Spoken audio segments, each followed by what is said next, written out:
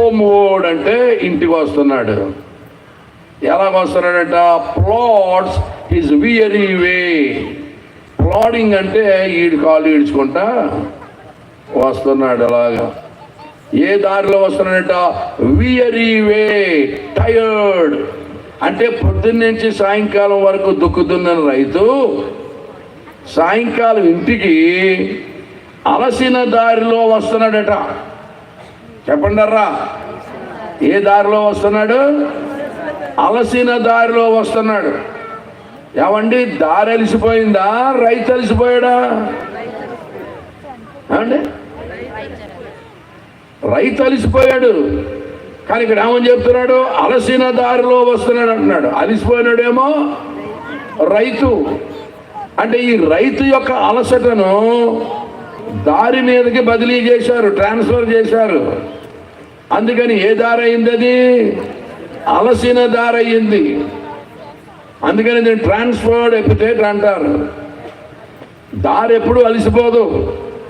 ఇప్పుడు NH5 ఉంది. నేను చాలా కాంచి పడుకుని పోయినా లేచిపోయింది అనుకో రాత్రి. అప్పుడు బ్రహ్మాండం ఉంటుంది సీను. లారీ మీద లారీ, బస్సు మీద బస్సు. బాట ఎప్పుడు అలసిపోదు, బాటసారులు అలసిపోతారు. అందుకనే రైతు మీద ఉన్న అలసటను ఏ విధంగా దారి మీదకి బదిలీ చేస్తే అది అలసిన దారి అయిందో అదే విధముగా కాలము విషయములో అదృష్టము కానివ్వండి, లేకపోతే అశుభ కాలము కానివ్వండి. కాలము అశుభమని కాదు, నీకేదో కొంత అశుభం కలిగింది. నీకు ఆ గడియలో కలిగినటువంటి అశుభమును బట్టి ఆ కాలానికి ఏమని పేరు వచ్చింది? అశుభ కాలము. The time in it self is not bad, because something bad has happened to you. That badness has been transferred to the particular time, and thereby that time became a bad time. అర్థమవుదని నాకు అర్థమైపోయింది. Time in it self is not bad. సమయమే చెడ్డది కాదు. దినములన్నీ కూడా చెడ్డవని Bible చెప్పింది. దినములు చెడ్డవి కనుక అన్నాడు. దినములు చెడ్డవన్న తర్వాత మళ్ళీ అందులో మంచిది మంగళవారం, మంచిది శుక్రవారం గట్రా ఏముండదు. So the time in itself is not bad. Sunday, Monday, Tuesday, Wednesday, Thursday, Friday, Saturday, God is good all the time.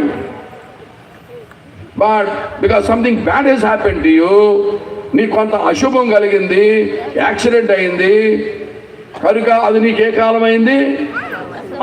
నీకు కలిగిన అశుభము ఆ కాలానికి బదిలీ చేస్తే అది అశుభ కాలం అయింది. That is the difference between the Indian mythology and the Christian theology. దేవుని బిడ్డలారా, ఈ బొక్క అర్థం అవ్వకపోతే కష్టం సుమా. ఇందాక పండు డేవిడ్ రాజు గారు ఒక అబ్బాయి ఇది సాక్షి చెప్తుంటే విన్నాను. అక్కడ వచ్చి పాము ఏదో కరిచిందట. ఆయనకి అశుభ కాలం అది. అశుభ కాలం కాబట్టి పాము కరవలేదు, పాము కరిచింది కాబట్టి అది ఆయనకి అశుభ కాలం. మనోళ్ళు ఏమనుకుంటారంటే, అందుకనే మీకు ఎప్పుడు కూడా పంతులు గారు ఏమంటారంటే, నీ టైం బాగోలేదు అంటాడు. పాస్టర్లు ఎవరు కూడా నీ టైం బాగోలేదు అనరు.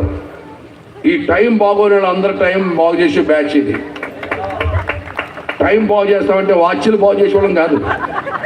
అలాగని వాడు చెడిపోయిన వాచ్ అట్టుకొచ్చి